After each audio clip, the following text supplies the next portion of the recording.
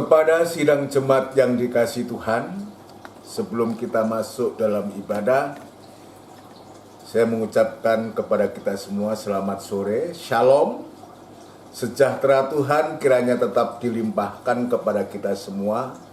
Mari saudara sekalian, kita akan menyiapkan diri, terutama menyiapkan hati untuk kita masuk dalam ibadah, dan kita akan tundukkan kepala sejenak untuk kita berdoa.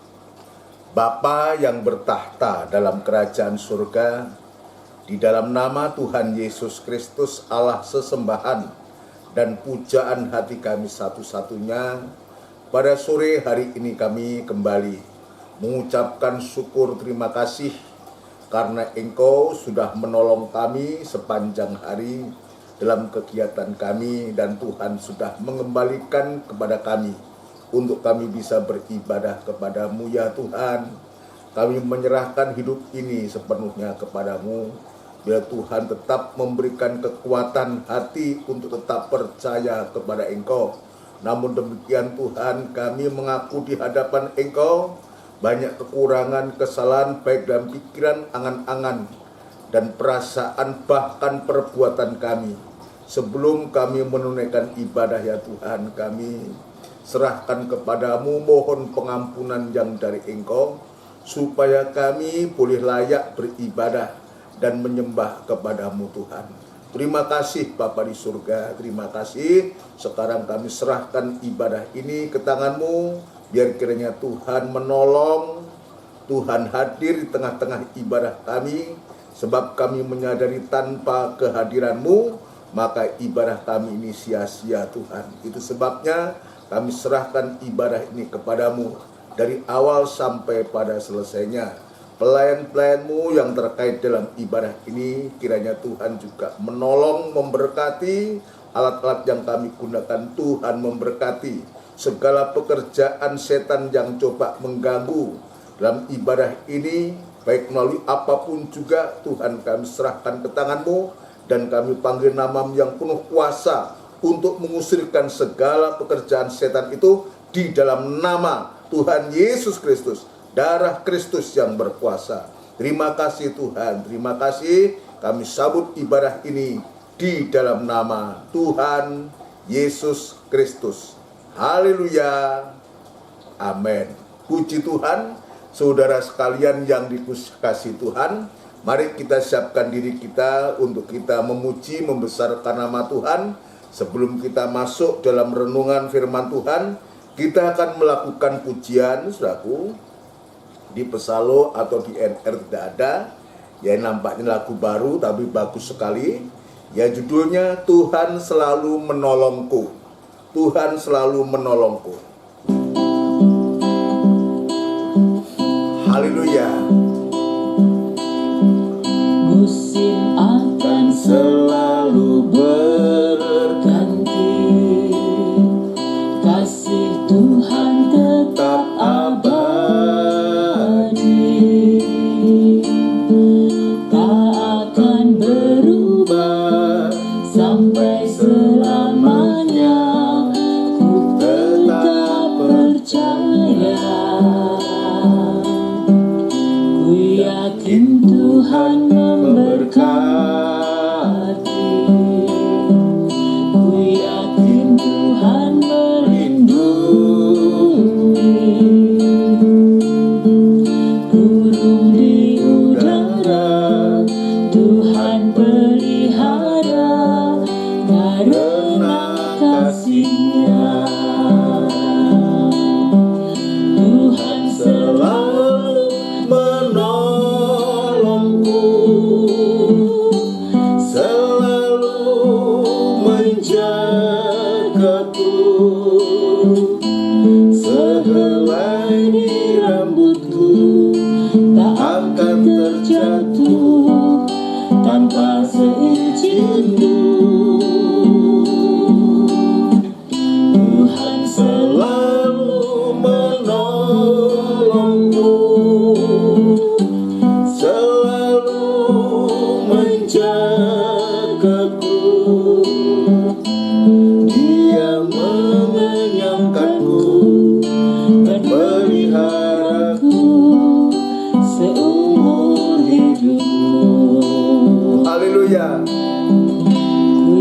yakin Tuhan memberkati. Ku yakin Tuhan melindungi. Burung di udara Tuhan pelihara karena kasih-Nya. Haleluya. Tuhan selalu menolongku, selalu menjagaku. Sehelai di rambutku tak akan terjatuh tanpa seizinku. Tuhan selalu menolongku, selalu menjagaku. Dia mengenyangkanku dan peliharaku seumur hidupku. Haleluya. Tuhan selalu menolongku, Amin. selalu menjagaku.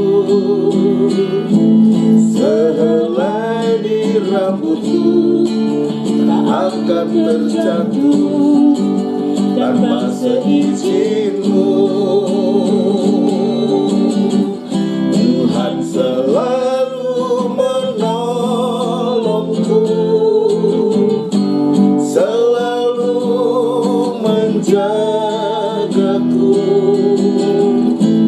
Dia mengenyangkanku dan peliharaku seumur hidupku. Dia mengenyangkanku dan peliharaku seumur hidupku. Haleluya, haleluya. Puji Tuhan, puji Tuhan. Ya, pujian ini sangat indah sekali. Ya, betul-betul ini suatu kenyataan bahwa Tuhan itu sangat berdaulat. Ya, Dia selalu, Tuhan selalu, kata selalu ini banyak kali diulang-ulang dalam pujian ini. Artinya apa? Dia selalu, Dia artinya tidak pernah meninggalkan kita. Ya, tergantung bagaimana kita ketika kita diizinkan untuk kita bisa melihat gerak daripada Tuhan. Dan kalau kita betul-betul memperhatikan ya gerak dari Tuhan, memperhatikan firman Allah dengan sungguh-sungguh, maka Tuhan itu Dia akan membuat jalan, memberikan jalan untuk bisa menolong kita. Mari saudara sekalian, kita akan melanjutkan satu pujian untuk kita masuk dalam firman Tuhan.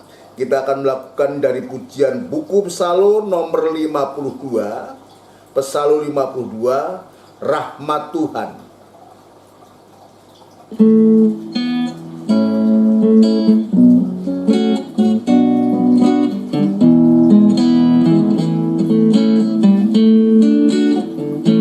Rahmat Tuhan selalu menjadi pujianku, sebab olehnya ku telah dibebaskan. Ku tak sadar besar kasih-Nya padaku, melebihi tiap kesalahanku. Selamanya ku akan memandang juta di mana Yesus mati bagiku. Besar rahmat bagi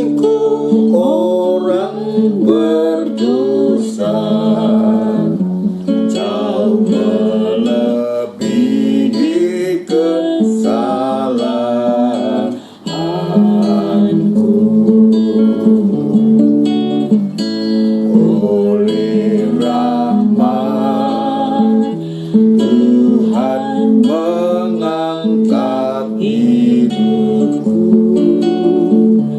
dari suatu lembah kenistaan dengan kuasa yang menyadarkan diriku melebihi tiap kesalahanku. Selamanya ku akan memandang Jol Juta, di mana Yesus mati bagiku. Besar rahmat bagiku orang berdosa, jauh melebihi kesalahanku. Selamanya ku akan memandang Jol Juta, di mana Yesus mati bagiku. Besar rahmat bagiku orang berdosa, jauh melebihi kesalahanku.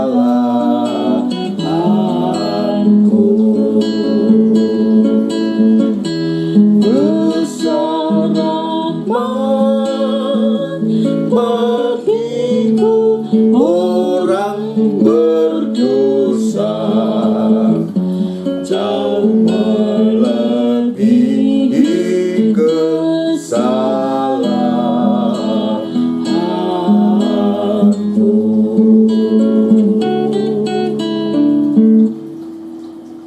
Bersama kita tundukkan kepala, kita akan berdoa untuk firman Tuhan. Benar Tuhan, hanya oleh karena rahmat dan anugerah-Mu lah Tuhan, kami boleh seperti sekarang ini, dan karena kurban-Mu di atas bukit Golgota, dan Engkau mengangkat kami dari keterpurukan kami, dari dosa pelanggaran kami, untuk kami boleh mendapatkan keselamatan yang dari Engkau. Biarlah Tuhan, setelah kami diselamatkan oleh Tuhan, oleh Engkau, biar kami di hari-hari ini boleh mengerjakan keselamatan dengan takut dan gentar kepadamu Tuhan. Terima kasih Tuhan, terima kasih. Biar kehidupan kami senantiasa untuk memandang salib-Mu, memandang kurban-Mu Tuhan.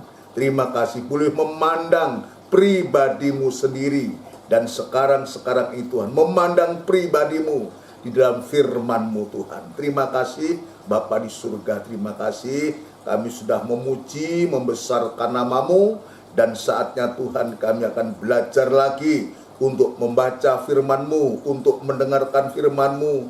Ya Tuhan, Engkau menolong kami, menyucikan hati kami, supaya sungguh-sungguh hati kami ini jadi tempat kediaman-Mu, menjadikan firman-Mu yang utama dalam hati kami Tuhan. Urapi firman-Mu dan urapi kami sekalian dalam pengurapan yang datangnya dari Tuhan sendiri. Demikian pula kami tetap teringat dan berdoa untuk gereja-gereja lain yang bersamaan beribadah semacam di tempat ini, pada jam waktu yang sama semacam ini. Kiranya Tuhan juga memberkati dan memakai para hamba-hamba Tuhan dimanapun mereka berada, terutama dalam pembukaan firman-Mu, sehingga jemaat boleh terpelihara dan jemaat boleh mengalami kebangunan rohani. Terima kasih, dan pengurapan yang sama Engkau nyatakan juga kepada hamba-hambamu semua Tuhan. Terima kasih Bapa di surga, terima kasih hamba tetap berserah diri. Engkau mengetahui keterbatasan, ketidakmampuan hamba, tapi hamba rindu untuk bisa melayani Engkau Tuhan. Itu sebabnya biar kemurahan dan belas kasihan-Mu tetap Tuhan nyatakan kepada hamba untuk mampu menyampaikan firman-Mu dengan benar dan murni, sehingga nyata firman-Mu itu boleh menolong kami, boleh memperbaiki kehidupan kami, menyucikan kami Tuhan, sampai memperbaharui kehidupan kami semua, sampai sewaktu-waktu kami boleh sama seperti Engkau mulia adanya. Bagimu tidak ada barang yang mustahil Tuhan. Terima kasih Bapa di surga, seluruh sidang jemaat-Mu yang saat ini berada di rumah mereka masing-masing. Ya Tuhan, kiranya Engkau juga menolong, Engkau juga memberkati, memberikan damai, sejahtera, dan ketenangan, terutama hati yang selalu merindukan perkataan-Mu. Terima kasih Tuhan, terima kasih Tuhan. Sekarang kami akan sungguh-sungguh belajar untuk memperhatikan firman-Mu, dan berfirmanlah kepada kami, dan kami siap untuk mendengarkan firman-Mu. Di dalam nama Tuhan Yesus Kristus, kami alaskan doa dan sembahyang kami. Haleluya. Amin. Puji Tuhan, saudara yang dikasihi Tuhan. Sekali lagi sebelum lanjut dalam pemberitaan firman Tuhan pada sore malam hari ini dalam ibadah doa dan penyembahan, saya mengucapkan selamat sore, shalom. Sejahtera Tuhan kiranya tetap dilimpahkan kepada kita semua. Kita bersyukur, kita berterima kasih saudara sekalian, Tuhan masih memberikan kesempatan untuk kita bisa beribadah. Ucapan syukur ini terus kita naikkan setiap waktu, setiap saat. Betapa Tuhan itu begitu heran, ya, dan pujian tadi, Tuhan selalu menolong kita, dan ini suatu kenyataan, ya. Dan saya juga merasakan betapa Tuhan itu selalu menolong, ya, selalu memperhatikan, dan sampai selalu memberikan suatu pemeliharaan, ya, pemeliharaan sampai sekarang ini, apalagi di masa-masa pandemi ini, saudaraku, ya, sungguh-sungguh Tuhan itu Tuhan yang sungguh, ya, tahu apa yang menjadi kebutuhan, keperluan kita, saudaraku. Itu sebabnya dari sini saya harus menyaksikan ini kepada seluruh sidang jemaat. Kalau kita sungguh-sungguh, hati kita sungguh-sungguh kepada Tuhan, apapun keadaan dunia yang sedang terjadi ini, sesungguhnya bagi anak-anak Tuhan itu tidak perlu ada sesuatu yang dirisaukan, dikhawatirkan. Karena apa? Tuhan juga mengingatkan, kamu lihat burung-burung yang ada di udara yang tidak pernah menabur dan tidak pernah menuai, tetapi Bapa di surga memelihara. Apalagi kamu. Jadi pujian tadi juga, ya, menjadi bagian, ya, juga mengambil bagian dari ayat itu. Bagaimana Tuhan menolong, Tuhan memelihara. Dan saya rasa bukan hanya saya mengalami, dan saya yakin saudara juga mengalami dalam suasana situasi yang sulit dan susah ini, bagaimana Tuhan sudah memberikan suatu pertolongan yang ajaib. Namun demikian seringkali kita tidak menyadari dan kita tidak merasa, sebab kadang-kadang kita ini kalau yang kita anggap berkat itu, kalau berkat itu besar, uang 1 karung, ya, beras 1 kintal atau 1 ton, nah itu baru berkat. Padahal sesungguhnya berkat tidak harus seperti itu. Ya, Tuhan katakan cukup, ya, cukup untuk hari ini, ya sudah. Besok ada kesusahannya sendiri. Kalau hari ini Tuhan sudah pelihara, sudah cukupkan hari ini, ya besok ada kesusahannya sendiri. Besok Tuhan yang akan mengatur kita. Lah ini tidak, kadang-kadang kita tidak menganggap suatu pertolongan. Tapi biarlah lewat pujian-pujian yang sudah kita naikkan, ya, ini mengingatkan kepada kita bahwa pertolongan Tuhan itu selalu dan selalu Tuhan nyatakan kepada kita. Itu sebabnya sekaligus kita juga selalu belajar untuk mengucap syukur setiap waktu, setiap saat, ya, ketika kita mau tidur malam kita bersyukur, bangun tidur kita bersyukur, berterima kasih Tuhan masih bangunkan, ingatkan kita di pagi hari untuk kita bisa, sebelum kita masuk dalam kegiatan sehari-hari, kita bisa bersyukur, kita bisa berdoa, kita bisa menyembah kepada Tuhan, menyerahkan segenap hidup kita kepada Tuhan. Saya yakin dan percaya kalau itu kita lakukan dengan hati yang jujur, dengan hati yang setia, saudara sekalian, maka Bapak itu tahu apa yang sedang kita butuhkan di hari-hari ini. Ya, Bapak itu tahu ya apa yang sedang kita butuhkan di hari-hari ini. Apalagi di hari-hari ini dalam ibadah kita juga sedang mempelajari tentang jarak antara yang sudah ditetapkan, saudaraku, untuk kita bisa memperhatikan saat itu, untuk bangsa Israel itu memperhatikan, dan untuk sekarang ya untuk sidang jemaat, untuk sidang jemaat itu memperhatikan sungguh-sungguh tabut perjanjian yang sedang diusung oleh imam-imam yang memang suku Lewi yang ditetapkan itu. Artinya apa? Kalau kita sungguh-sungguh memperhatikan firman Tuhan, sebab tabut perjanjian tempat tahtanya Tuhan yang sedang diusung, itu artinya yang sedang disampaikan, sedang diberitakan oleh para hamba-hamba Tuhan, khususnya dalam kandang penggembalaan yang disampaikan oleh seorang gembala itu, ya untuk diperhatikan. Jangan memperhatikan gembalanya, saudaraku. Ya memang ada gembala yang menyampaikan, tapi bukan itu fokusnya. Fokus sidang jemaat, fokus kita ketika tabut itu diangkat, jangan imam-imamnya yang dilihat, tapi bagaimana tabut perjanjian yang diusung oleh imam yang memang suku Lewi itu.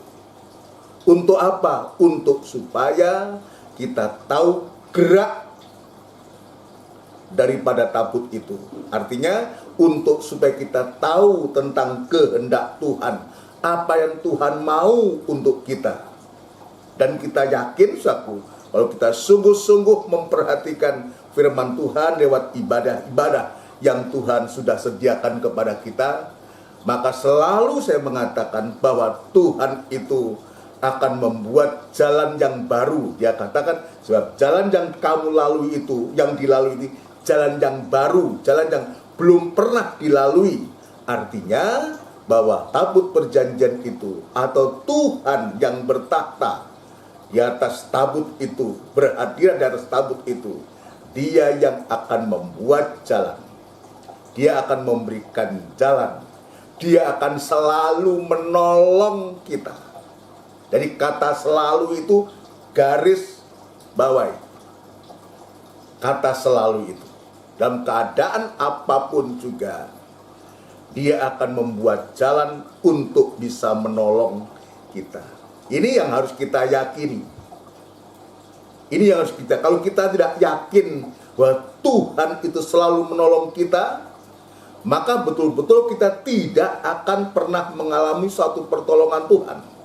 Tetapi sebaliknya, kalau kita melihat sungguh-sungguh, ya bisa memperhatikan sungguh-sungguh, bisa merenungkan firman sungguh-sungguh, sama bisa mempraktekkan firman sungguh-sungguh, maka Tuhan itu, ya tadi saya mengatakan, pasti akan menolong dengan caranya sendiri. Cara Tuhan menolong kita tidak seperti ya sesama kita menolong kita saudara, menolong kita orang tua, menolong kita. Cara Tuhan menolong kita itu penuh dengan keajaiban, penuh dengan suatu mujizat, saudaraku. Ya, dan Tuhan sanggup untuk melakukan segala perkara. Dan ayat mengatakan Bapa itu tahu cara untuk menolong kita. Bapa itu tahu apa yang sedang kita butuhkan di hari-hari ini. Tapi seringkali, saudaraku, oleh karena keadaan, ya, oleh karena suasana, oleh karena lingkungan, membuat kita tidak yakin lagi terhadap firman Tuhan. Ini yang sangat disayangkan. Itu sebabnya firman Tuhan pada malam hari ini ketika kita ditunjukkan, Tuhan tetapkan lewat Yosua, ya itu untuk kita memperhatikan jarak antara ini, biar kita betul-betul memperhatikan dan kita memposisikan diri, ya, di dalam jarak antara yang Tuhan tetapkan, yaitu angka 2000 hasta di dalam ruangan suci, ya. Untuk supaya apa? Terutama kalau kita berada di angka 2000 hasta, berada di ruangan suci, saudaraku, yang pasti untuk supaya kita tetap dalam suara urapan Roh Kudus. Kalau kita berada dalam ruangan suci itu, saudaraku, maka kita tetap dalam suasana urapan Roh Kudus.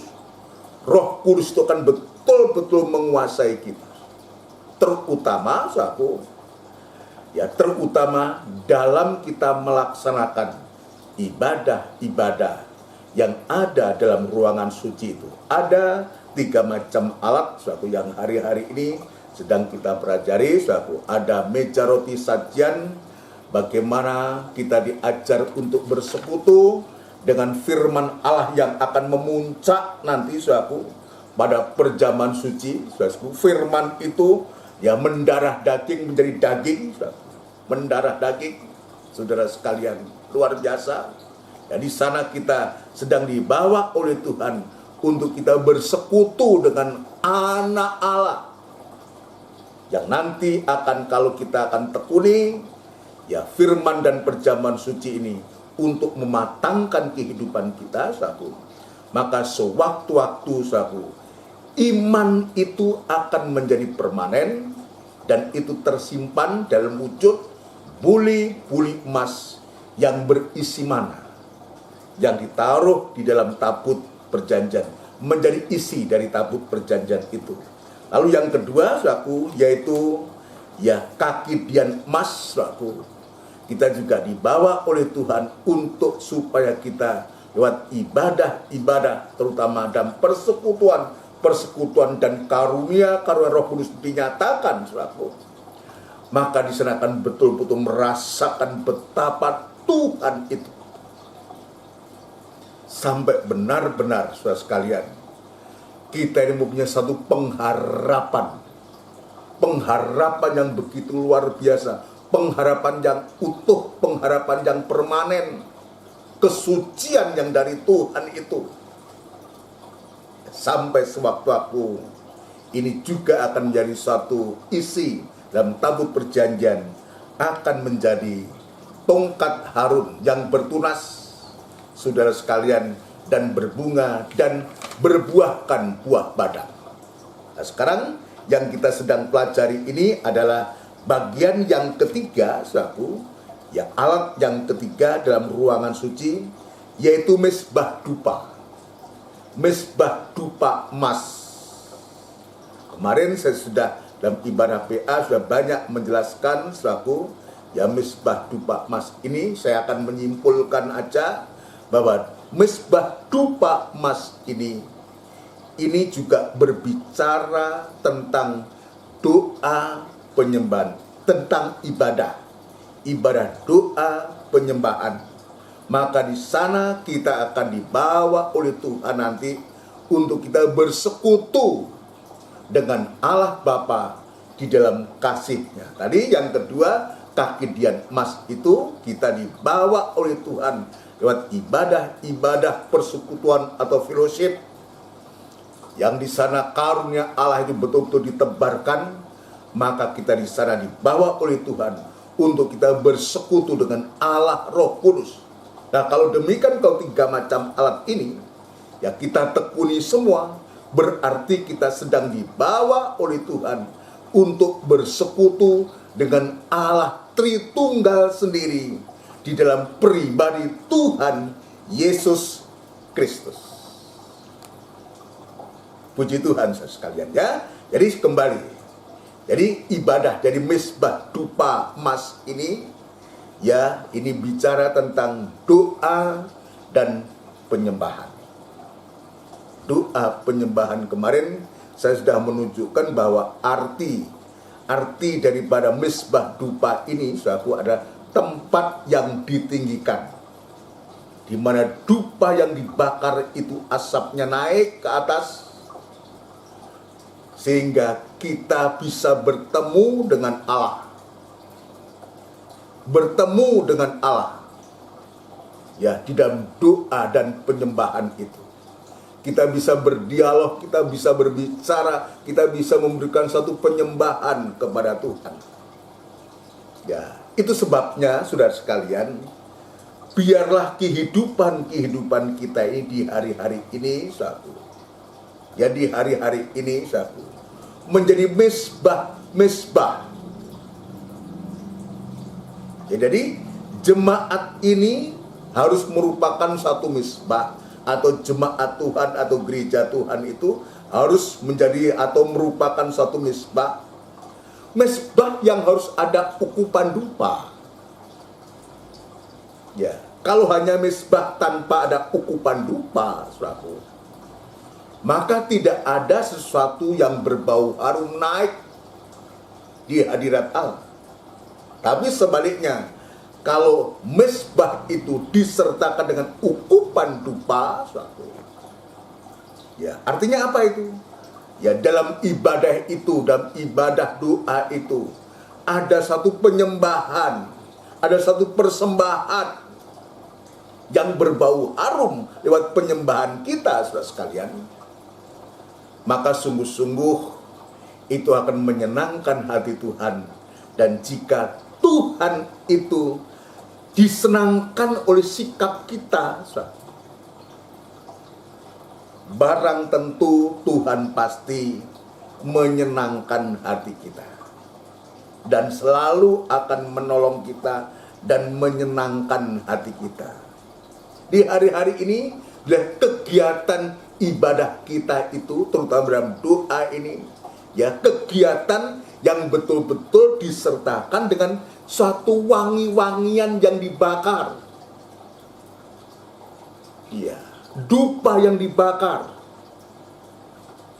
Ya, sehingga menyenangkan hati Tuhan. Dan kemarin saya menunjukkan bahwa doa penyembahan kita itu satu, ya, di samping ditopang, ditolong satu oleh Roh Kudus itu sebagai penolong utama dalam doa penyembahan kita, satu, tapi juga harus disertakan dengan penyerahan diri sepenuh. Ya, bagaimana kita tidak bisa menyembah kalau kita tidak menyerahkan diri, satu. Ya, menyerahkan diri sepenuh dan dipimpin sepenuh oleh Roh Kudus. Maka betul-betul kita bisa berdoa dengan kusuk, kita berdoa dengan sungguh-sungguh, dan hadirat Tuhan itu betul-betul turun. Roh Kudus yang akan menolong kita. Ya, atau kita baca ulang dalam Roma pasal yang ke-8, satu. Roma pasal yang ke-8, ya. Ya, sekalipun kemarin sudah kita baca ulang bagaimana Roh Kudus itu sangat berperan, satu, untuk menolong doa-doa dan penyembahan kita kepada Tuhan. Ya, dalam Roma pasal yang ke-8 ayat yang ke-26 dan 27. Berbunyi demikian juga Roh membantu kita dalam kelemahan kita, sebab kita tidak tahu bagaimana sebenarnya harus berdoa. Tetapi roh ini roh Tuhan, Roh Kudus, tetapi roh sendiri berdoa untuk kita kepada Allah dengan keluhan-keluhan yang tidak terucapkan. Dan Allah yang menyelidiki hati nurani mengetahui maksud roh itu, yaitu bahwa ia sesuai dengan kehendak Allah berdoa untuk orang-orang kudus. Puji Tuhan. Ini luar biasa yang Tuhan nyatakan kepada kita ini. Nah, dari situ maka kita bisa berdoa dengan sungguh-sungguh. Dalam suratan Petrus pasal 1 Petrus pasal yang keempat, saudaraku. Ya, kita bisa melihat ya, jika ya Roh Kudus itu menolong kita untuk mendorong kita untuk kita bisa menyembah, saudaraku, maka sungguh-sungguh akan kita rasakan ini. 1 Petrus pasal yang keempat ayat yang ke-7. 1 Petrus pasal yang keempat ayat yang ke-7. Kesudahan segala sesuatu sudah dekat. Karena itu kuasailah dirimu dan jadilah tenang. Ini kalau kita tidak oleh karena pertolongan Roh Kudus yang mendorong kita untuk kita bisa berserah kepada Tuhan, kita tidak mungkin bisa menguasai diri dan bisa menjadi tenang. Tidak mungkin kalau Roh Kudus tidak menolong kita. Tidak mungkin kita bisa menguasai diri dan menjadi tenang supaya kamu dapat berdoa. Nah, kalau kita menjadi tenang, kita bisa menguasai diri karena Roh Kudus sudah menolong kita, saudara sekalian. Roh Kudus sudah menolong kita, maka kita bisa berdoa kepada Tuhan. Bukan hanya berdoa untuk meminta atau mengucap syukur atau berdoa syafaat, tapi doa itu sampai pada puncaknya berdoa, yaitu menyembah kepada Tuhan, memberi. Jadi doa penyembahan itu bukan meminta, bukan bersyukur, bukan berdoa syafaat. Itu masih menyangkut kebutuhan kita.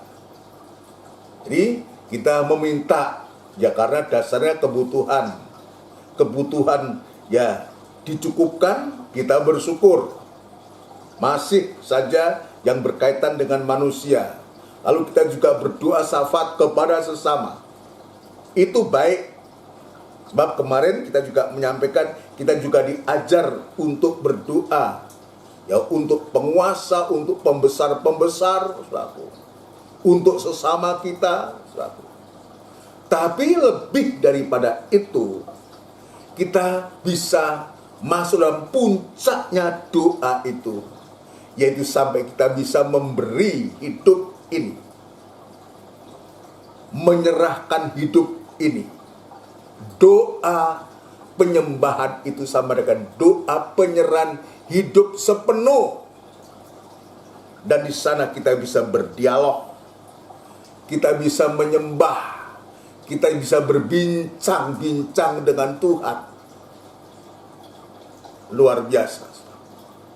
Ya, luar biasa. Kalau kita memang sungguh-sungguh semacam itu. Itu sebabnya kepada kita biarlah ini menjadi suatu tuntunan firman Allah ini, untuk supaya ibadah kita ini sampai sewaktu-waktu bisa memuncak. Dan nanti sewaktu ibadah doa penyembahan ini betul-betul menjadi permanen juga. Menjadi permanen juga. Ya, doa penyembahan ini juga menghubungkan kita, membawa kita untuk kita betul-betul kita bersekutu dengan Allah Bapa di dalam kasih-Nya. Yang nanti sewaktu-waktu akan menjadi wujud. Ya, kasih itu akan menjadi permanen, saudaraku, menjadi alat yang namanya dua loh batu, yang juga nanti akan disimpan atau tersimpan di dalam tabut perjanjian itu. Iman, pengharapan, dan kasih itu, saudaraku, nanti sewaktu-waktu akan menjadi isi tabut perjanjian, akan menjadi isi daripada gereja Tuhan, isi daripada mempelai perempuan Tuhan. Dan di saat isi itu sudah terpenuhi, saudaraku, maka tutupan grafirat itu akan ditutupkan. Maka terjadi suatu hubungan yang erat antara Kristus dan sidang jemaatnya, yang adalah juga mempelai wanitanya. Ini tujuan kita sampai sewaktu-waktu bersekutu. Jadi ibadah-ibadah jarak antara itu, saudaraku, 2000 hasta di ruangan suci itu, atau zaman gereja itu, atau kandang penggembalaan itu adalah tempat untuk mempersiapkan kita, saudara. Tempat untuk mempersiapkan kita, untuk kita sewaktu-waktu kita bisa bersama-sama Tuhan. Itu sebabnya ulang-ulang saya mengatakan, perhatikan dengan sungguh-sungguh gerak dari firman Tuhan ini. Artinya, perhatikan sungguh-sungguh ibadah-ibadah yang Tuhan sudah berkatkan, karuniakan kepada kita dalam kandang penggembalaan gereja di mana kita digembalakan itu harus sampai tergembala, terpelihara. Kita yakin, diyakinkan oleh firman Allah itu bahwa sesungguhnya kita dalam kandang penggembalaan di gereja ini bukan untuk selamanya, tetapi ini hanya jarak antara untuk mempersiapkan kita, dan Tuhan akan membuat jalannya sendiri untuk sewaktu-waktu akan membawa kita, membawa kepada kita masuk ke zaman baru, zaman 1000 tahun, sampai kita masuk kota Yerusalem yang baru, yang turun dari surga daripada Allah, dan kita tidak akan terpisahkan lagi dengan Tuhan untuk selama. Kembali kepada Mezbah Dupa ini, saudaraku. Saya rindu ingin, saudaraku, untuk supaya bisa menjelaskan ukupan wangi-wangian ini, tetapi belum sekarang, saudaraku. Jika Tuhan jadikan besok atau kapan waktu-waktu yang akan datang, saya masih ingin melanjutkan pengertian tentang Mezbah Dupa ini. Doa penyembahan ini. Jadi doa penyembahan itu, saudaraku, itu juga merupakan suatu proses, saudaraku. Sebab kalau kita melihat letak daripada Mezbah Dupa emas ini, saudaraku, langsung berhadapan dengan yang namanya kain tabir. Di belakang kain tabir ada tabut perjanjian. Jadi antara tabut perjanjian dan Mezbah Dupa emas ini, saudaraku, hanya dipisahkan kain tabir.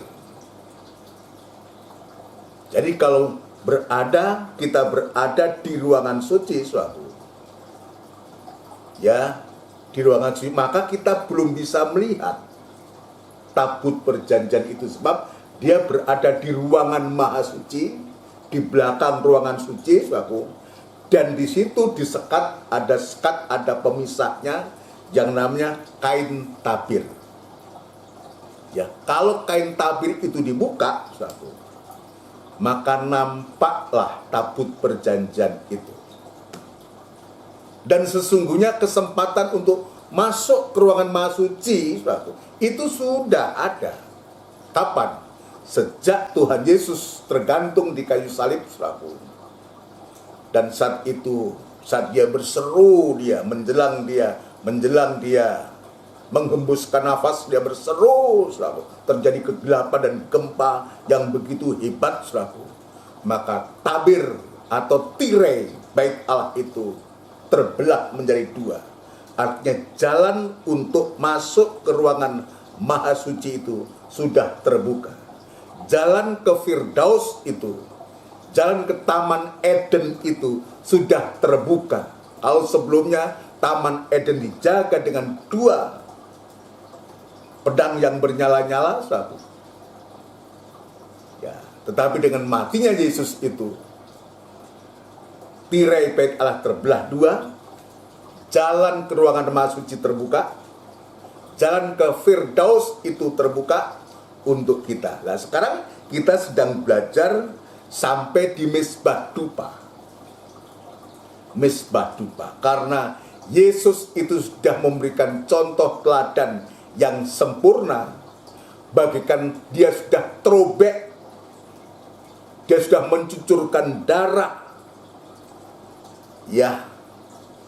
di atas kayu salib, maka memungkinkan tabir itu terbelah dua. Maka kita diajar lewat pelajaran Mezbah Dupa ini Ya, ini menunjuk kepada proses perobekan daging. Jadi doa penyembahan itu, saudaraku, doa penyembahan itu sebetulnya merupakan suatu proses perobekan daging. Prosesnya sampai betul-betul daging itu terobek, daging itu tidak bersuara lagi. Kemarin saya sudah memberikan contoh, ya, kalau kita ya diperhadapkan dengan sengsara, hinaan dan semua kita masih membalas, berarti daging masih bersuara.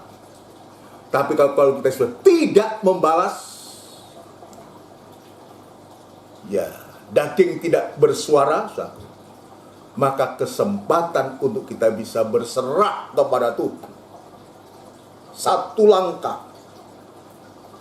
Kita bisa melihat dan kita bisa masuk dan bisa melihat, bahkan kita berada di situ nanti yang akan datang, yang masa yang akan datang bersama-sama dengan Tuhan. Nah, jadi sekali lagi, jadi doa penyembahan ini merupakan suatu proses perobekan daging, itu mesbah dupa. Sedangkan kain tabir ini bicara tentang perobekan daging itu sendiri. Ya, perobekan daging sendiri. Dalam kain tabir itu, dalam kain tabir itu, di sana ada 4 tiang, Jadi kalau sebelumnya saya katakan kain tabir atau ruangan suci itu dan maha suci itu dipisahkan oleh tabir, dan di sana ada 4 tiang. 4 tiang ini menunjuk kepada 4 pribadi yang sudah merobek dagingnya. Ya, memberikan teladan kepada kita untuk kita bisa melihat. Mulai dari Henokh, Musa, Elia, dan Tuhan Yesus sendiri, 4 pribadi. 4 tiang ini menunjuk 4 pribadi ini. Henokh ini saudaraku, dan Elia ini mewakili orang-orang yang diangkat oleh Tuhan tidak melalui proses kematian. Henokh dan Elia ini. Tetapi Musa dan Tuhan Yesus ini melalui proses kematian. Ya, matinya Musa kita sudah pelajari suatu di padang gurun. Ya, karena dia melanggar titah Tuhan. Tetapi Yesus ini mati bukan karena melanggar. Justru dia mati oleh karena pelanggaran kita.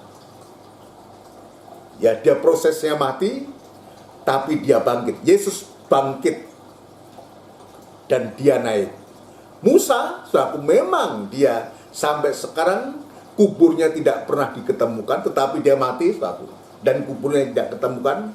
Tetapi dia bangkit, itu dibuktikan ketika Tuhan Yesus di atas gunung dan dia datang bersama Elia. Artinya dia hidup, dia bangkit, menjadi saksi. Menjadi saksi. Ini puji Tuhan. Jadi saya kembali kepada proses penyembahan, doa penyembahan ini, proses perobekan daging. Apa itu proses perobekan daging? Ya, untuk membawa kehidupan kita, dalam proses perobekan daging itu justru membawa kehidupan kita untuk menjadi kehidupan yang rendah hati. Ya, menjadi lemah lembut dan menjadi sabar. Artinya dengan kata sebetulnya perobekan daging itu kesempatan untuk kita berlomba-lomba untuk menjadikan kehidupan ini rendah hati, lemah lembut dan sabar dan sebagainya. Tetapi sebaliknya, saya harus mengatakan, kalau doa penyembahan kita, kalau kita mengatakan, aku sudah berdoa, sudah menyembah kepada Tuhan, ya, kita mengatakan seperti itu. Lalu kita menjadikan suatu kebanggaan, lalu kita pamerkan kepada orang, aku sudah berdoa loh, dalam sehari itu 2 jam atau 5 jam atau 6 jam, menjadi suatu kebanggaan suatu. Nah, ini yang tidak benar. Bukan seperti itu. Doa penyembahan itu suatu, bagaimana kita dibawa oleh Tuhan untuk kita bisa bergaul erat, kita berhubungan erat, ya, dengan Tuhan. Dengan Tuhan, saudara sekalian. Ya. Hasilnya apa kalau kita banyak menyembah kepada Tuhan, kita berdoa dan menyembah kepada Tuhan? Tadi saya mengatakan, ya, akan menjadi kehidupan yang bisa menjadi rendah hati, sabar dan lemah lembut. Kenapa? Karena kasih Allah, roh Allah yang ada itu. Buah roh adalah kasih. Kasih itu sabar, lemah lembut dan rendah hati. Ini buah daripada doa penyembahan, saudara. Artinya, doa penyembahan yang kita lakukan itu, yang menjadi kegiatan kita, baik secara pribadi maupun dalam berjemaat itu, saudara, akan menghasilkan keobahan hidup dan kegerakan di akhir zaman ini, saudara, nanti akan mengarah kepada kegerakan ini. Ada puncaknya ini. Kegerakan-kegerakan ibadah yang dilakukan oleh gereja Tuhan pada akhir zaman ini, saudara, nanti akan memuncak, yaitu gerakan doa dan penyembahan, yaitu kegerakan untuk kita berubah, kegerakan untuk mengalami keobahan hidup. Ya, kalau kita mengatakan kita menyembah kepada Tuhan, kita berdoa kepada Tuhan, tapi kita nggak mengalami satu keobahan, saudara, ya, tidak mengalami keobahan, daging kita selalu bersuara, saudara, kita tidak menunjukkan keobahan satu. Yaitu bukan hasil dari doa penyembahan yang benar. Padahal sesungguhnya, kalau betul-betul kita menyembah kepada Tuhan,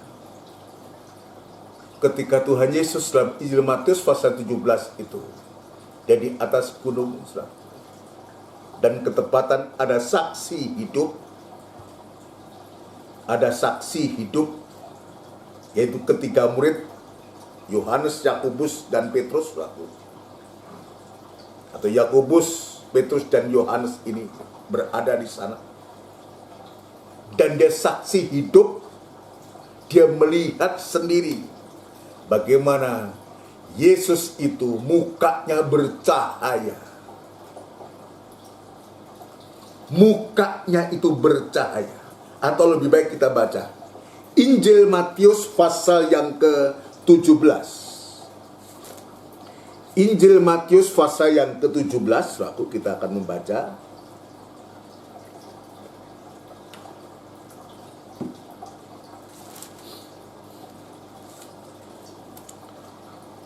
Injil Matius pasal yang ke-17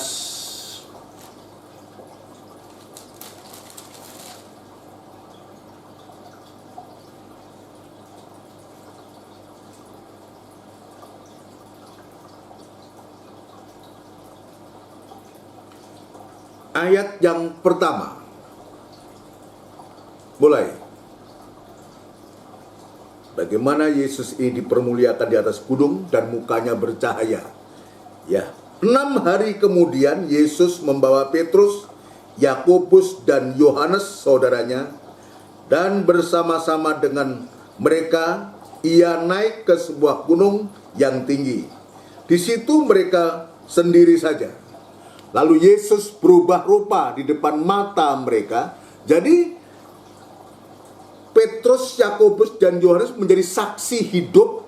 Nanti Petrus juga menuliskan dalam suratnya ini, nanti kita baca. Lalu Yesus berubah rupa di depan mata mereka. Wajahnya bercahaya seperti matahari, dan pakaiannya menjadi putih bersinar seperti terang. Maka nampak kepada mereka Musa dan Elia. Coba bayangkan, itu kan jauh jaraknya antara Musa dan Elia dengan murid-murid ini. Tapi murid-murid bisa melihat. Maka tampak kepada mereka Musa dan Elia. Artinya murid-murid melihat Musa dan Elia sedang berbicara dengan Yesus, dengan dia. Bincang-bincang. Dalam kemuliaan itu terjadi satu pertemuan antara Yesus dengan Musa dan Elia. Tadi saya mengatakan itu sebabnya, saudaraku, Musa ini mewakili orang-orang mati yang bangkit, saudaraku. Elia ini mewakili orang-orang yang diangkat hidup-hidup oleh Tuhan, saudaraku. Dan masa yang berbeda, masanya Tuhan Yesus ketika dia di atas gunung, dia bisa datang. Dan kita juga nggak tahu kapan kenalnya, kira-kira begitu. Tapi di sini kita bisa melihat. Maka tampak kepada mereka Musa dan Elia sedang berbicara dengan dia. Ini luar biasa, saudara. Kata Petrus kepada Yesus, Tuhan, betapa bahagianya kami berada di tempat ini. Jika engkau mau, biarlah kudirikan di sini 3 kemah. 1 untuk engkau, 1 untuk Musa, dan 1 untuk Elia. Hatinya mulia Petrus ini, ingin membuatkan tempat. Tapi tempat yang fana yang dia mau bikin, yang mau dia buat. Padahal ketika pribadi dalam kemuliaan di atas gunung ini, saudara sekalian. Dan tiba-tiba, ayat yang kelima, dan tiba-tiba sedang ia berkata-kata, turunlah awan yang terang menaungi mereka, dan dari dalam awan itu terdengar suara yang berkata, inilah anak yang kukasihi, kepadanya lah aku berkenan, dengarkanlah dia. Jadi ini tiga orang ini, Petrus, Yakobus, Yohanes ini saksi hidup betapa hebatnya Tuhan itu dimuliakan di atas gunung. Mukanya berubah, wajahnya bercahaya seperti matahari, dan pakaiannya menjadi putih bersinar seperti terang. Jadi ini yang Tuhan perlihatkan, ini suatu bukti bahwa hasil doa penyembahan itu adalah keobahan hidup atau keobahan wajah. Ya, kita bisa melihat, saudara sekalian, orang-orang yang suka bergaul, orang-orang yang suka bergumul, orang-orang yang suka menyembah kepada Tuhan itu ada aura sendiri. Dia sedang menyandang wibawa Allah. Pengurapan itu ada pada kehidupan-kehidupan yang semacam itu. Jadi, kalau saya boleh garis bawahi, hasil doa penyembahan itu buat kita sekarang adalah keobahan hidup. Dan harusnya setiap kehidupan yang suka beribadah, dan ibadah sampai doa penyembahan ini, harus mengalami keobahan hidup, keobahan karakter, keobahan perilaku. Ya, tidak memberikan kesempatan daging itu bersuara lagi. Saudara sekalian, ya, tidak memberikan daging itu bersuara lagi.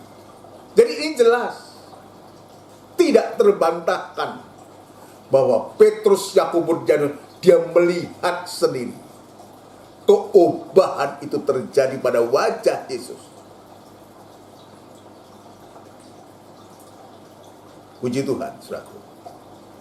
Ya, Injil Matius pasal 17 ini, saudaraku, ini tepat dalam susunan tabernakel terkena mezbah dupa emas yang berbicara tentang doa penyembahan atau perobekan daging. Perobekan daging. Coba kita membaca. Kita membaca bagaimana Rasul Petrus itu dia bersaksi dalam 2 Petrus, saudaraku. 2 Petrus pasal yang pertama, 2 Petrus, ya, apa yang dia lihat, yang Petrus lihat, ya dia tuliskan dalam suratannya, saudaraku. Dia bersaksi di sana. 2 Petrus pasal yang pertama, ayat yang ke-16 sampai dengan 18. Ya, 2 Petrus pasal yang pertama ayat 16 sampai dengan 18. Kita membaca. Sebab kami tidak mengikuti dongeng-dongeng isapan jempol manusia, ketika kami memberitahukan kepadamu kuasa dan kedatangan Tuhan kita Yesus Kristus sebagai Raja, tetapi kami adalah saksi mata dari kebesarannya.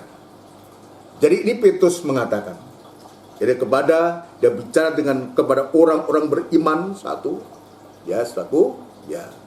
Dia mengatakan, ya, bahwa dia memberitakan, ya, kepadamu kuasa dan kedatangan Tuhan kita Yesus Kristus sebagai Raja, tetapi kami adalah saksi mata dari kebesarannya.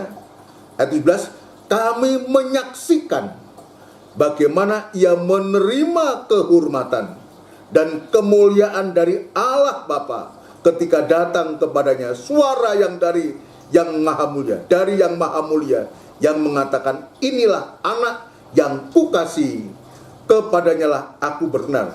Suara itu kami dengar datang dari surga ketika kami bersama-sama dengan dia di atas gunung yang kudus.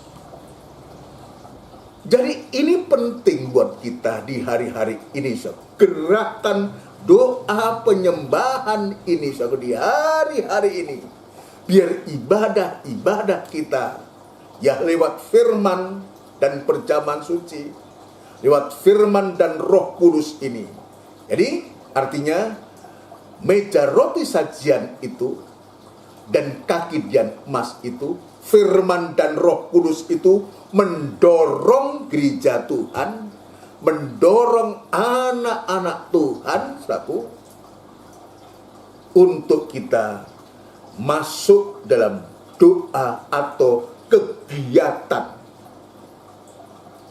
doa dan penyembahan kepada Tuhan. Satu kegerakan untuk kita mengalami satu keobahan wajah. Keobahan wajah, saudaraku. Wajah ini adalah cerminan apa yang ada dalam hati. Kalau wajahnya itu berseri-seri, bersinar, bercahaya, saudaraku, maka membuktikan bahwa hatinya itu juga demikian. Coba kalau kita lihat, saya gambarkan yang paling sederhana. Ketika kita ada sukacita, begitu saja, mendapatkan sesuatu, ada sukacita, mendapatkan berkat gitu, bagaimana? Lihat cerahnya, cerianya wajah kita, berseri-seri, senyum, bisa tersenyum, bisa bergembira, tercermin dalam muka ini. Karena apa? Ada sukacita di dalam hati. Mukanya bercahaya. Tapi sebaliknya, muka ini tidak bisa menipu. Sebaliknya, kalau kita melihat mukanya seseorang cemberut, panas, dingin, merah, padam mukanya, maka itu cerminan apa yang ada dalam hati. Ada satu gejolak dalam hati yang mempengaruhi wajah ini.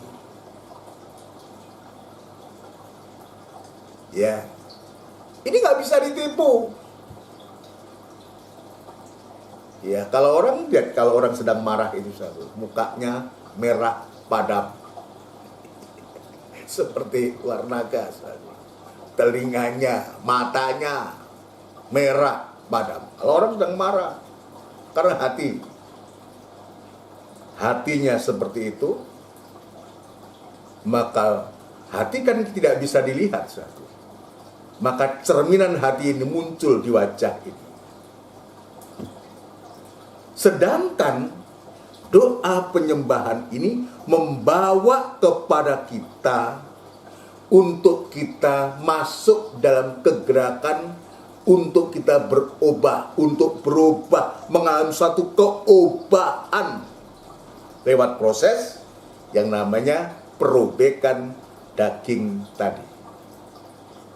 Ini perobekan daging atau doa penyembahan itu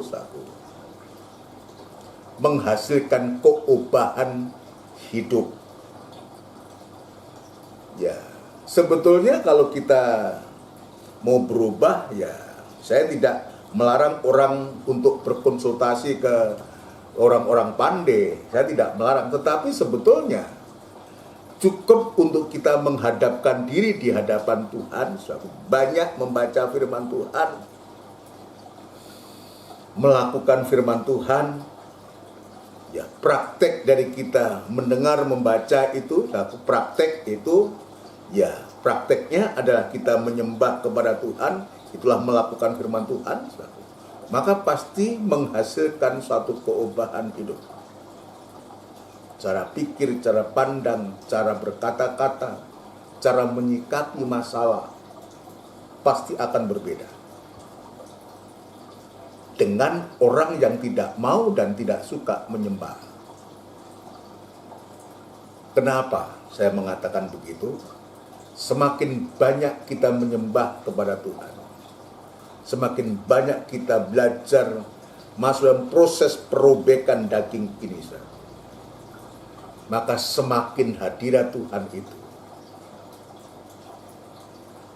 nyata dalam kehidupan kita. Karakternya Tuhan itu akan menjadi karakter kita. Karena kita selalu bergaul. Kita lihat di dunia ini, di mana kita bergaul dengan siapa, kita kan bisa ikut loh, bisa tertular. Kalau kita bergaul dengan orang jahat, sewaktu-waktu kita jadi orang jahat.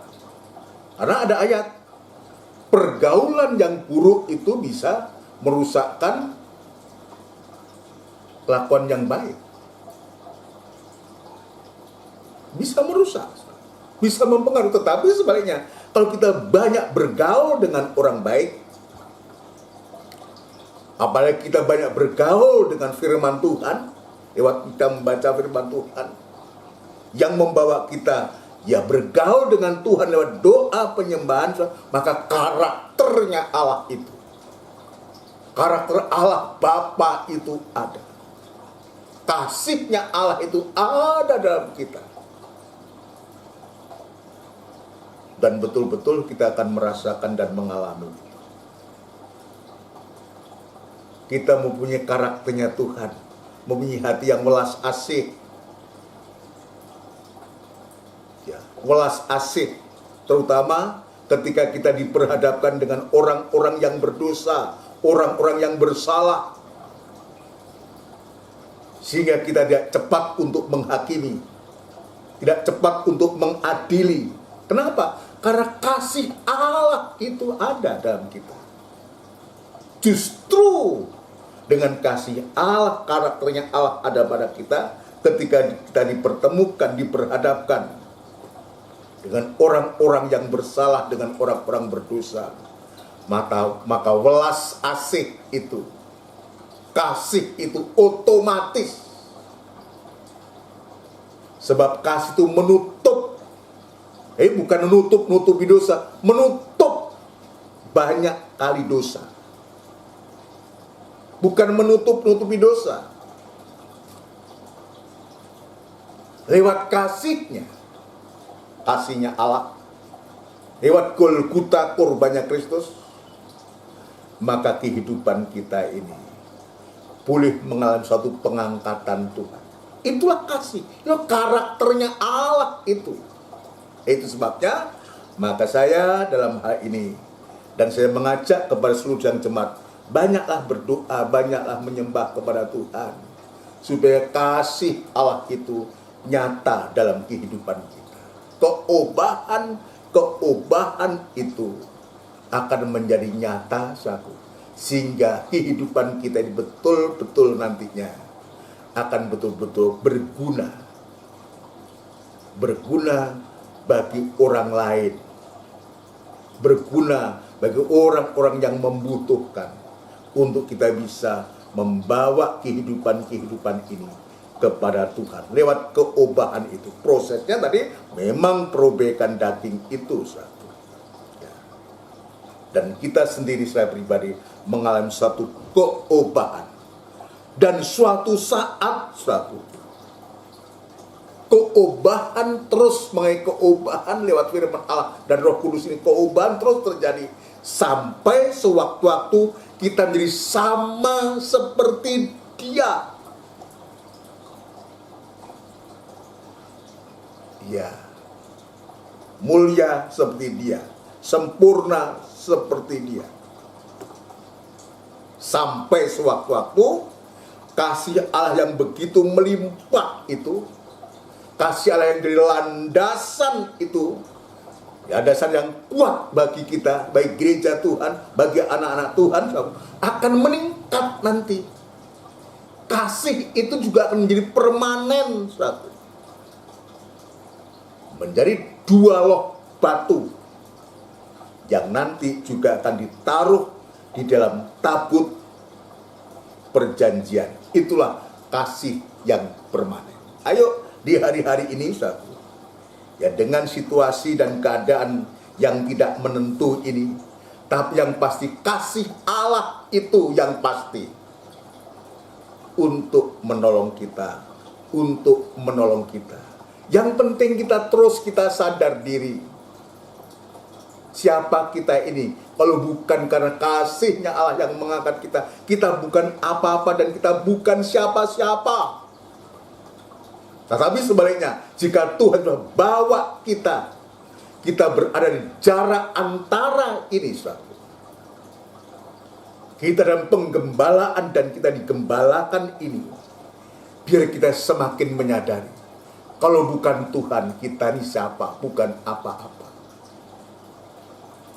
Puji Tuhan. Mari kita akan melakukan satu pujian yang terakhir untuk kita mengakhiri ibadah kita. Kita akan lakukan satu pujian, saudaraku.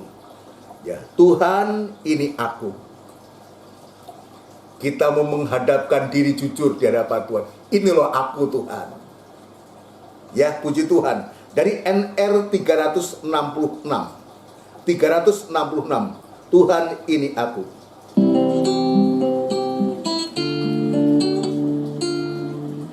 Untuk dipakai Tuhan. Jadi kita mengajukan diri untuk mau dipakai Tuhan.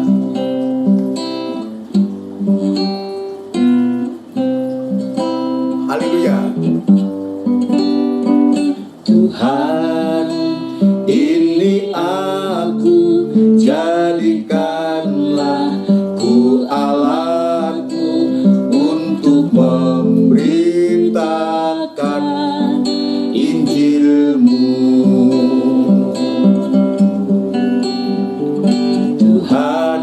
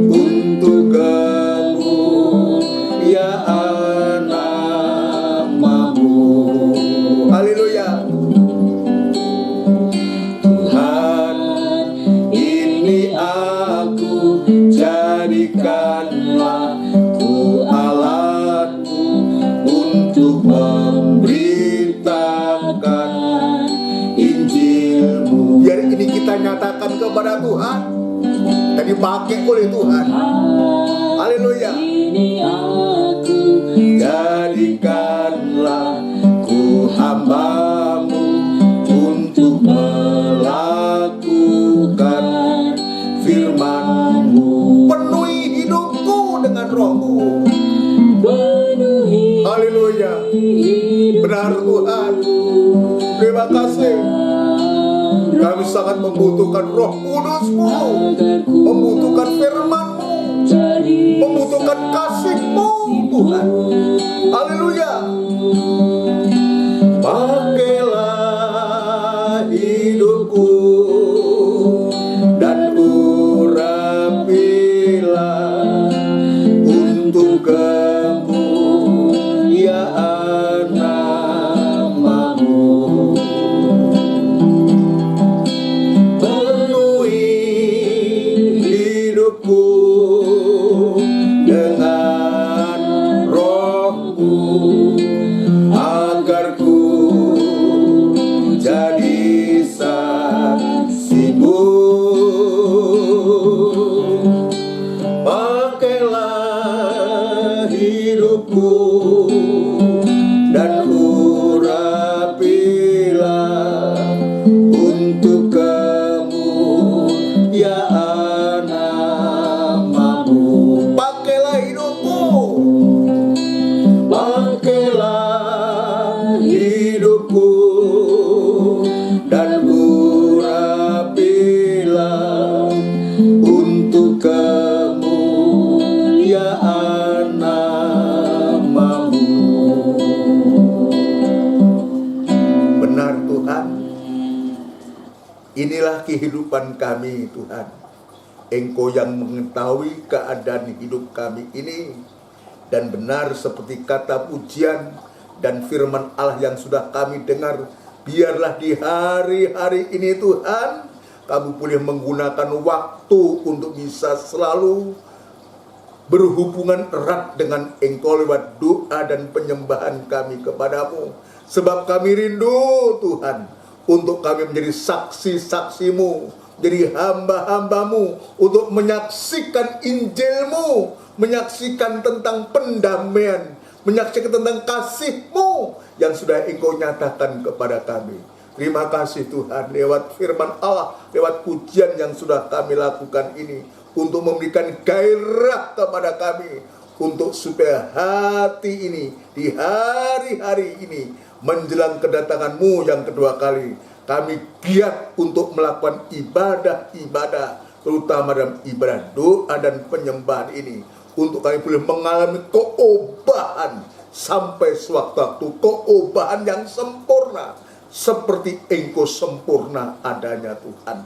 Bagimu tidak ada barang yang mustahil. Itu sebabnya berikan kekuatan hati untuk kami, untuk tetap percaya, mempercayakan hidup kami sepenuhnya kepada Engkau Tuhan. Terima kasih, biar pengurapan-Mu itu nyata dalam kehidupan kami, pribadi-Mu nyata dalam kehidupan kami, untuk memberikan pertolongan yang ajaib, dan kami dipakai oleh Tuhan untuk melayani Engkau Tuhan sampai Engkau datang yang kedua kali. Terima kasih Tuhan. Terima kasih untuk lawatan-Mu pada malam hari ini dalam ibadah doa dan penyembahan ini. Terima kasih, kami alaskan doa sembahyang kami di dalam nama Tuhan Yesus Kristus. Haleluya. Amin. Puji Tuhan. Saudaraku yang dikasihi Tuhan, demikianlah rangkaian ibadah doa dan penyembahan ini. Tuhan sudah menolong dan memberkati kita, dan mohon perhatian kepada kita semua untuk jadwal ibadah kita. Nanti kita akan kembali dalam ibadah raya suatu ya tanggal 29 Agustus ini, ya, yang akan dimulai jam 5:30 sore tepat. Nanti pengumuman selanjutnya nanti akan diumumkan pada hari Minggu. Nanti kita akan berdoa untuk sidang jemaat semua. Kita tetap saling mendoakan. Jadi firman Tuhan tadi mendorong kita ya untuk kita bisa di samping kita menyembah kepada Tuhan, kita bisa saling mendoakan satu dengan yang lain supaya Tuhan menolong setiap kehidupan kita semua. Kita senang kalau saudara kita mengalami suatu pertolongan Tuhan. Ya, sebab dalam jemaat itu banyak, ada yang masing-masing punya masalah ini, masalah itu, tetapi kalau kita saling mendoakan, kita pasti akan mengalami suatu pertolongan Tuhan juga. Ya, kita selalu nyatakan kepada Tuhan untuk kita rindu untuk bisa beribadah tetap muka, tetapi biar kita serahkan semuanya ini kepada Tuhan dan kita juga ikuti suatu perkembangan yang apa yang disampaikan oleh pemerintah untuk kita semua, kita ikuti dan sampai suatu waktu nanti kita bisa beribadah seperti sedia kala. Ya, kita doakan supaya ya pandemi ini segera berlalu, suatu kita bisa berkegiatan seperti sedia kala. Puji Tuhan, nanti kita tetap berdoa untuk bangsa dan negara kita, Republik Indonesia. Mari kita tundukkan kepala, kita akan mengakhiri ibadah ini dengan doa berkat tidak putus-putusnya. Kami mengucapkan syukur dan terima kasih kepadamu, Engkau begitu baik kepada kami Tuhan. Dan kami berterima kasih untuk berkat yang sudah Engkau limpahkan kepada kami. Dan sekarang Tuhan, sebelum kami berpisah, kami berdoa untuk ibadah-ibadah yang Engkau sudah sediakan kepada kami. Biar Tuhan ajarkan kami untuk menekuninya. Terima kasih kepada seluruh sedang jemaat-Mu, mulai dari anak-anak remaja, kaum muda yang dewasa sampai pun yang paling sepuh. Biar Tuhan tetap jaga, pelihara, lindungi Tuhan, dan berkati sidang jemaat-Mu mulai dari nikah, rumah tangga, usaha, pekerjaan mereka masing-masing. Berkati Tuhan sampai pun dalam ibadah pelayanan sidang jemaat-Mu yang mengalami proses pemulihan, Edwin yang dalam kelemahan, biar Tuhan juga berikan kekuatan yang baru, memberikan semangat yang baru. Yang dalam masalah persoalan apapun juga Engkau sanggup untuk memberikan pertolongan, dan tetap ajarkan kami sidang jemaat percaya, mempercayakan hidup kami sepenuh kepadamu Tuhan. Terima kasih Tuhan, bangsa dan negara kami Republik Indonesia yang kami cintai. Sebelum kami berpisah, Tuhan kami mendoakan biar kiranya Tuhan menolong para pemimpin-pemimpin kami, Bapak Presiden, Wakil Presiden, jajaran menteri, pejabat tinggi negara di pusat, di daerah, petinggi sampai di TNI, Polri, bahu-membahu Tuhan, untuk bisa menghadapi masalah yang sedang dihadapi oleh bangsa kami ini. Memberikan hikmat marifat sehingga menghasilkan kebijakan-kebijakan yang berkenan di hadapan Engkau Tuhan. Terima kasih, nama Tuhan dipermulakan segala pekerjaan setan yang coba mengacaukan bangsa kami, yang juga mengganggu gereja-Mu, anak-anak-Mu. Kami serahkan ke tangan-Mu dan kami panggil nama-Mu yang penuh kuasa untuk mengusirkan segala pekerjaan setan itu di dalam nama Tuhan Yesus Kristus, darah Kristus yang berkuasa. Terima kasih Tuhan, terima kasih. Sementara kami akan berpisah, kami akan beristirahat malam, Tuhan kami menyerahkan diri kami ke tangan-Mu.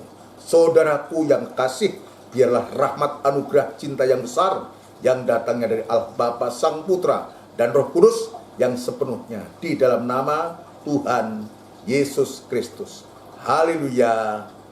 Amin. Puji Tuhan. Saudara sekalian, selamat malam. Tuhan memberkati dan salam sehat selalu kepada kita semua. Amin.